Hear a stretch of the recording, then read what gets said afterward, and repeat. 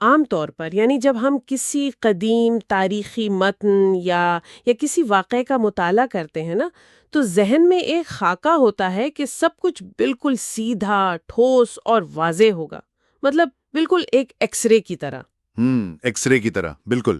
ہاں، جیسے ہڈی ٹوٹی ہے تو ایکس رے میں وہ سفید لکیر صاف نظر آ جائے گی اور مسئلہ فوراً سمجھ آ جائے گا۔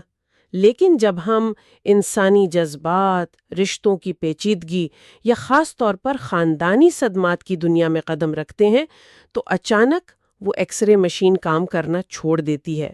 صحیح، کیونکہ معاملات اتنے دو ٹوک نہیں رہتے۔ بالکل، ہم ایک ایسے منظر نامے کو دیکھ رہے ہوتے ہیں جو انتہائی گہرا اور کئی تہوں پر مشتمل ہوتا ہے۔ یہ ایک بہت اہم نکتہ ہے، کیونکہ انسان فطری طور پر چیزوں کو خانوں میں بانٹ کر دیکھنے کا عادی ہے۔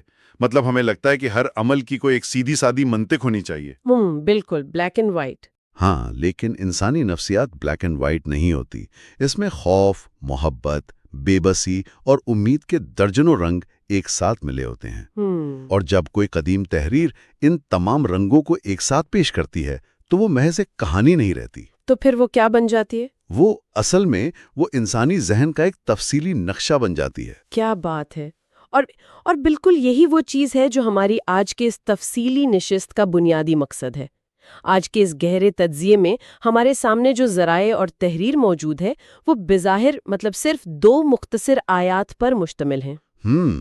سورہ یوسف کی آیات۔ جی، ہم سورہ یوسف کی آیات 68 اور 69 کا باریک بینی سے جائزہ لے رہے ہیں، جن کا عنوان ہے یوسف اور ان کے بھائی کی ملاقات۔ بظاہر یہ ایک سادہ سی تاریخی ملاقات لگتی ہے نا؟ بظاہر سادہ لگتی ہے، لیکن اس کے اندر ایک والدین کی محبت، انسانی بے بسی، تقدیر و تدبیر کی کشمکش اور سب سے بڑھ کر یعنی ایک گہرے نفسیاتی صدمے سے شفا کے جو پہلو چھپے ہیں وہ انسان کو حیران کر دیتے ہیں۔ بالکل، حیران کن پہلو ہیں۔ تو آئیے اس کو کھول کر دیکھتے ہیں اور سمجھنے کی کوشش کرتے ہیں کہ محض چند الفاظ میں اتنی بڑی نفسیاتی داستان کیسے قید کی گئی ہے۔ اچھا، اس متن کی خاص بات یہ ہے کہ یہ قاری کو ظاہری واقعات کے پردے کے پیچھے لے جاتا ہے۔ مطلب اگر ہم ان 2 آیات کو صرف ایک داستان کے طور پر پڑھیں کہ کچھ لوگ شہر میں داخل ہوئے اور آپس میں ملے تو ہم اس کی اصل روح کو کھو دیں گے، یعنی وہ گہرائی میں سو جائے گی۔ بالکل۔ یہ موضوع صرف 2 بچھڑے ہوئے بھائیوں کی ملاقات تک محدود نہیں ہے۔ یہ دراصل انسانی تدابیر کی حدود، باطنی علم کی حقیقت اور رشتوں کے درمیان بننے والے اس گہرے تعلق کو سمجھنے کا سفر ہے، جہاں الفاظ سے زیادہ عمل بولتا ہے۔ الفاظ سے زیادہ عمل۔ جی، یہ متن ہمیں دکھاتا ہے کہ ایک انسان خوف کے سائے میں کیسے سوچتا ہے اور پھر اسے شفا کیسے ملتی ہے۔ تو پھر اس نفسیاتی نقشے کا جائزہ لینے کے لیے ہم اس مقام سے آغاز کرتے ہیں جہاں سے باپ اور بیٹوں کے درمیان ایک عجیب سی کشمکش سامنے آتی ہے۔ آیت 68 کا متن بتاتا ہے کہ جب یوسف کے بھائی اس شہر میں اس طرح داخل ہوئے جہاں سے ان کے والد یعنی یعقوب نے انہیں حکم دیا تھا۔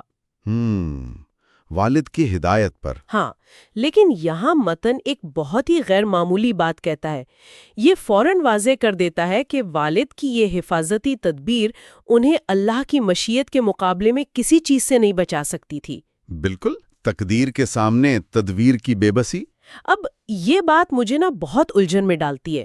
اگر ایک باپ یہ جانتا ہے کہ اس کی دی گئی ہدایات اور جو منصوبہ بندی ہے وہ حتمی نہیں ہے، مطلب تقدیر کے سامنے اس کی کوئی حیثیت نہیں، تو پھر وہ یہ ہدایات دے ہی کیوں رہا ہے؟ یہ واقعی ایک بڑا سوال ہے نا؟ کیا یہ ایک غیر عقلی رویہ نہیں؟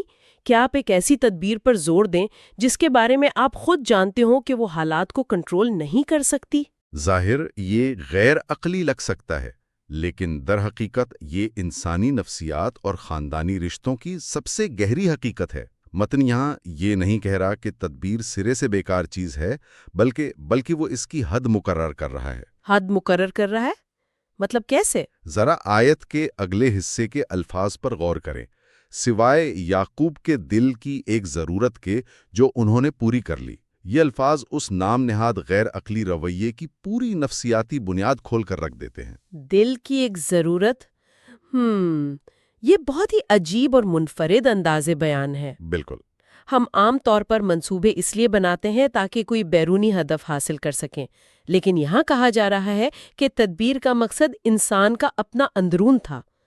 میں اس صورتحال کو یوں دیکھتی ہوں کہ ہم انسان اکثر اپنی زندگیوں میں ایسے کام کرتے ہیں جو بظاہر حالات کو کنٹرول کرنے کے لیے ہوتے ہیں، لیکن دراصل وہ ہماری ذہنی تسکین کے لیے ہوتے ہیں۔ ہاں بالکل ایسا ہی ہے۔ کوئی مثال ذہن میں آ رہی ہے؟ یعنی ہم گھروں کے باہر سیکیورٹی کیمرے لگاتے ہیں، مہنگی انشورنس پالیسیاں خریدتے ہیں۔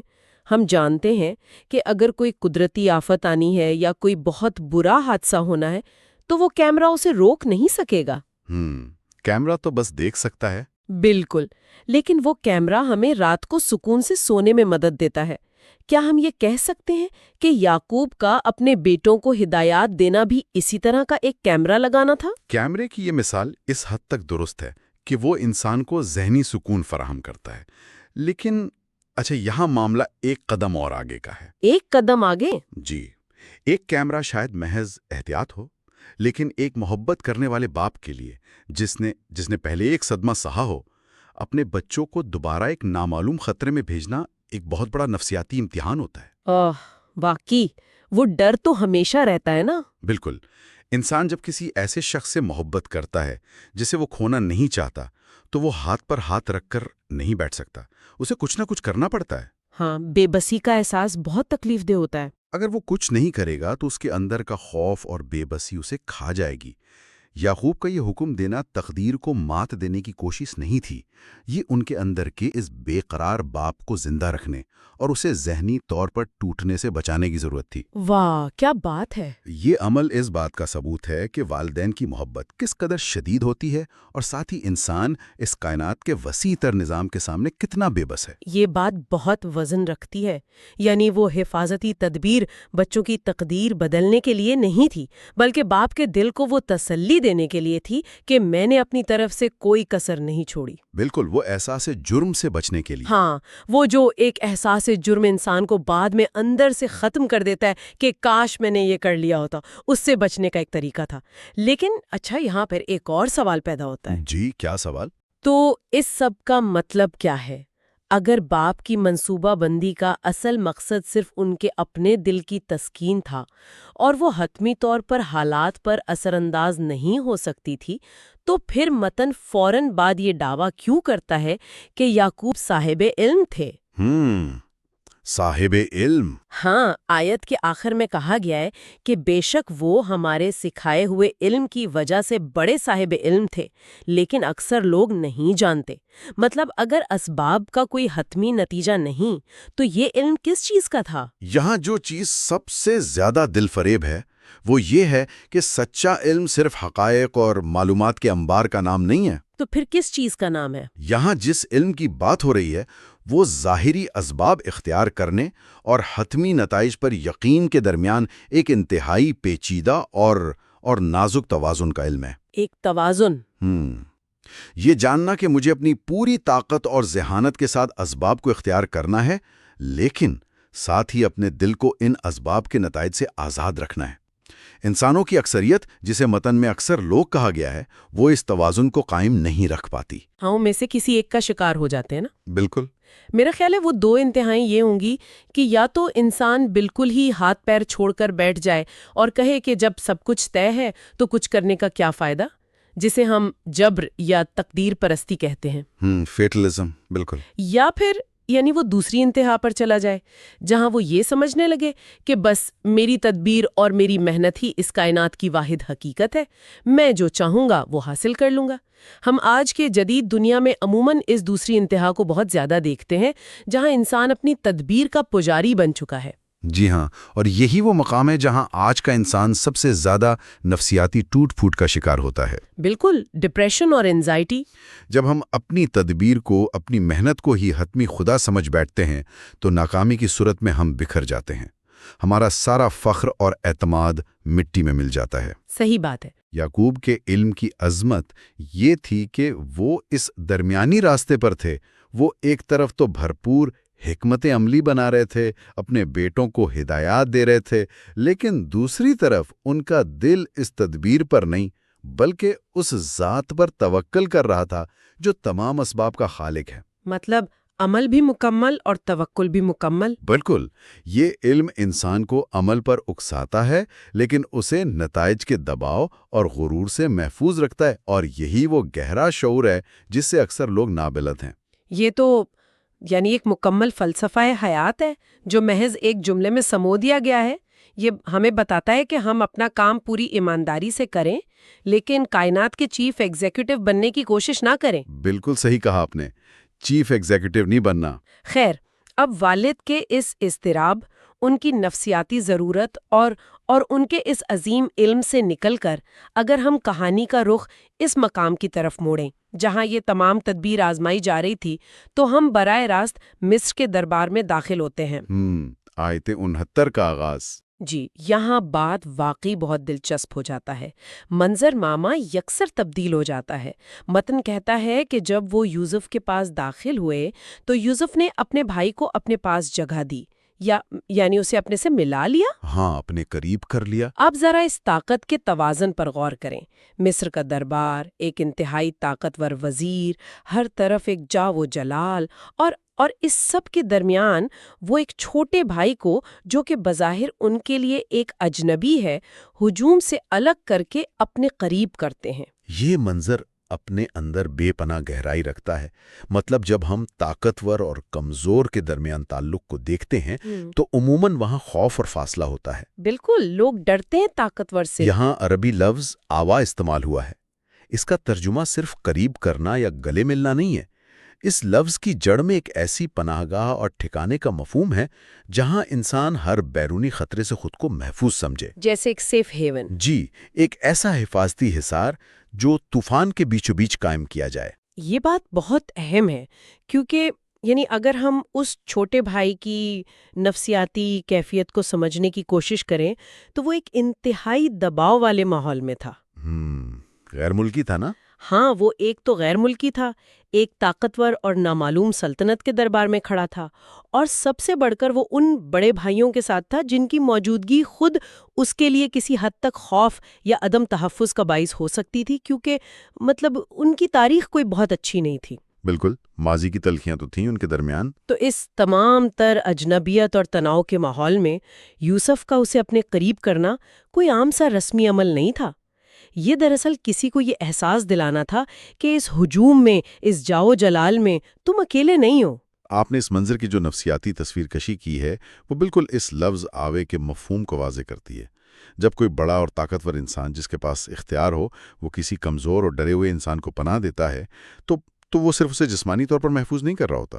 تو پھر کیا کر رہا ہوتا ہے؟ وہ دراصل اس کے ذہن کو ایک سگنل دے رہا ہوتا ہے کہ یہاں کوئی تمہارا استحصال نہیں کر سکتا۔ یہ عمل قیادت اور جذباتی ذہانت کی ایک بہت بڑی مثال ہے۔ جذباتی ذہانت؟ واقعی ایک بہترین رہنما یا ایک محبت کرنے والا بھائی جانتا ہے کہ کس وقت الفاظ سے زیادہ عمل کی ضرورت ہوتی ہے۔ یوسف نے ابھی تک کچھ نہیں کہا تھا، لیکن ان کا وہ خاموش عمل اس بھائی کے لیے ایک ایسا نفسیاتی بلبلہ بن گیا تھا جس کے اندر وہ سکون کا سانس لے سکتا تھا۔ یہ بات ہم سب پر کتنی زیادہ لاگو ہوتی ہے۔ ہم اپنی زندگیوں میں ایسے کئی مواقع دیکھتے ہیں نا جہاں کوئی نیا شخص، کوئی کمزور ساتھی یا ہمارا کوئی اپنا کسی نئی جگہ یا ہجوم میں گھبراہٹ کا شکار ہوتا ہے۔ ہاں بالکل، ہر انسان کبھی نہ کبھی اس کیفیت سے گزرتا ہے۔ ایسے میں اسے کسی لمبے چوڑے لیکچر کی ضرورت نہیں ہوتی، بلکہ صرف اس احساس کی ضرورت ہوتی ہے کہ کوئی ایک شخص یہاں میرا اپنا ہے۔ بالکل ایسا ہی ہے۔ اگر ہم اسے پچھلی آیت سے جوڑیں تو ایسا لگتا ہے کہ جس طرح باپ دور بیٹھ کر اپنے عمل سے اپنے دل کی ضرورت پوری کر رہا تھا، اسی طرح یہاں ایک بھائی اپنے عمل سے اس چھوٹے بھائی کی اس خاموش اور یعنی انکہی ضرورت کو پورا کر رہا تھا جو تحفظ کی متلاشی تھی۔ یہ ایک بہت گہری مشاہداتی کڑی ہے۔ خاندانی رشتوں کی خوبصورتی یہی ہے کہ وہ ایک دوسرے کے جذباتی خلا کو پر کرتے ہیں، اور یہ خاموش تحفظ دراصل اس سے بھی بڑے اور گہرے عمل کی تمہید تھا، کیونکہ جب اس چھوٹے بھائی کو وہ ابتدائی تحفظ اور پناہ مل گئی تو اس کے فوراً بعد وہ راز فاش ہوتا ہے جو برسوں سے چھپا ہوا تھا۔ وہ لمحہ جب یوسف اپنی شناخت بتاتے ہیں۔ جی، متن بتاتا ہے کہ یوسف نے کہا، بے شک میں ہی تمہارا بھائی ہوں، اور پھر فوراً بغیر کسی توقف کے اگلا جملہ ادا کیا جاتا ہے کہ پس جو کچھ وہ کرتے رہے ہیں اس پر غمگین نہ ہو۔ یہ وہ مقام ہے جہاں یہ پوری داستان ایک انتہائی طاقتور نفسیاتی علاج یا شفا کے مرحلے میں داخل ہو جاتی ہے، جب یوسف کہتے ہیں کہ جو کچھ وہ کرتے رہے ہیں اس پر غمگین نہ ہوں، تو یہ محض ایک تسلی نہیں ہے۔ تو پھر آپ کے خیال میں یہ کیا ہے؟ میں اسے ایک مثال سے سمجھنے کی کوشش کرتی ہوں۔ یہ کچھ ایسا ہے جیسے کسی کو ایک طویل عرصے تک اندھیرے کمرے میں رکھنے کے بعد اچانک روشنی کر دی جائے اور بتایا جائے کہ اب ڈرنے کی کوئی ضرورت نہیں، ڈراؤنا خواب ختم ہو چکا ہے۔ اندھیرے سے روشنی کا سفر۔ یا جیسے کوئی شخص ایک طویل سفر پر ہو اور کسی نے زبردستی اپنا بہت بھاری اور تکلیف دہ سامان اس شخص کے کندھوں پر لاد دیا ہو۔ وہ شخص برسوں سے وہ بوجھ اٹھا کر چل رہا ہے، یہاں تک کہ اس کے کندھے چھل چکے ہیں اور وہ اس بوجھ کو ہی اپنی حقیقت مان چکا ہے۔ بالکل۔ اور پھر اچانک کوئی سامنے آتا ہے اور کہتا ہے، یہ سامان تمہارا نہیں ہے، اسے پھینک دو۔ کیا یوسف بھی اس چھوٹے بھائی سے یہی نہیں کہہ رہے تھے کہ بھائیوں کے حسد اور ان کی زیادتیوں کا جو بوجھ تم برسوں سے اپنے ذہن پر اٹھائے ہوئے ہو وہ تمہارا سامان نہیں ہے؟ سامان کی یہ مثال گہرے نفسیاتی صدمے کو سمجھنے کے لیے بہترین ہے۔ اگر ہم اسے وسیع تر تناظر سے جوڑیں تو صدمہ ہمیشہ صرف اس بات کا نہیں ہوتا کہ آپ کے ساتھ کیا برا ہوا۔ ہاں، یہ بات سمجھنے والی ہے۔ کئی بار صدمہ اس بات کا ہوتا ہے کہ آپ کو ایسے لوگوں کے اعمال اور ان کے برے رویوں کی قیمت چکانی پڑتی ہے جن پر آپ کا کوئی کنٹرول نہیں ہوتا۔ بالکل، ٹاکسک ماحول کا اثر۔ وہ چھوٹا بھائی ان بڑے بھائیوں کے درمیان پلا بڑا تھا جنہوں نے ایک انتہائی خوفناک کام کیا تھا۔ اس گھرانے میں حسد، راز اور ایک مستقل کھچاؤ کی فضا تھی۔ یہ وہ بوجھ تھا جو وہ چھوٹا بھائی لاشعوری طور پر اٹھائے پھر رہا تھا، اور وہ اس سے نکل نہیں پا رہا تھا۔ جی تو جب یوسف کہتے ہیں جو کچھ وہ کرتے رہے ہیں تو وہ دراصل اس بھائی کو اس ماضی سے، اس صدمے سے الگ کر رہے ہوتے۔ وہ اسے بتا رہے ہیں کہ ان کی سازشیں، ان کی زیادتیاں، وہ ان کا فیل تھا۔ تم اس فیل کی وجہ سے اپنے اندر کوئی دکھ، کوئی احساس کمتری یا کوئی اداسی مت پالو۔ تم اس بوجھ سے آزاد ہو۔ اس کا مطلب ہے کہ یوسف صرف اپنا تعارف نہیں کروا رہے تھے بلکہ وہ اس بھائی کی یعنی باقاعدہ نفسیاتی بحالی کر رہے تھے۔ کتنی حیرت کی بات ہے کہ ایک شخص جو دنیا کے ایک بڑی طاقت کی مسند پر بیٹھا ہے وہ اپنے کھوئے ہوئے بھائی کو دیکھ کر اسے مال و دولت کی پیشکش سے بات شروع نہیں کرتا۔ بالکل، وہ مادی چیزوں کی بات نہیں کرتے۔ وہ اسے دربار میں کوئی اونچا عہدہ دینے کی بات نہیں کرتا۔ وہ سب سے پہلے اس کے ذہن کو اس ماضی کی قید سے آزاد کرتا ہے جس نے اسے جکڑ رکھا تھا۔ ہم اکثر سمجھتے ہیں نا کہ ہمدردی کا مطلب کسی کو مادی چیزیں دینا ہے۔ ہاں، ہماری سوچ مادی ہو گئی ہے۔ اس دیکھ کر اس کے ماضی کے زخموں کو بھر رہے تھے۔ اور شفا یابی کا اصل میکانزم یہی ہوتا ہے۔ جب تک انسان اپنے ماضی کے ان اندیشوں سے آزاد نہیں ہوتا جو دوسروں کے افعال کی وجہ سے اس پر مسلط ہوئے ہوں، وہ کبھی حال میں سکون نہیں پا سکتا۔ واقعی ان دو آیات میں ہمارے سامنے انسانی کمزوری اور طاقت دونوں کا ایک شاندار امتزاج ہے۔ پہلی آیت میں انسان کی وہ بے بسی ظاہر ہوتی ہے جہاں ایک والد دور بیٹھا صرف اپنے دل کی تسکین کے لیے تدبیر کر سکتا ہے، لیکن وہ حالات کو بدلنے پر قادر نہیں۔ تدبیر کی حدود۔ اور دوسری آیت میں انسان کی وہ طاقت اور بصیرت سامنے آتی ہے جہاں وہ اپنے عمل اور اپنے الفاظ سے کسی دوسرے انسان کے برسوں پرانے خوف کو ہمیشہ کے لیے ختم کر دیتا ہے۔ اور ان دونوں چیزوں کے مرکز میں ایک ہی جذبہ کار فرما ہے، محبت۔ جی، سچی محبت جو کمزور کو سہارا دیتی ہے اور طاقت ملنے پر تکبر کے بجائے پناہ فراہم کرتی ہے۔ واقعی ان آیات نے ہمارے سامنے خاندانی رشتوں، صدمات اور انسانی نفسیات کا جو خاکہ پیش کیا ہے وہ لاجواب ہے۔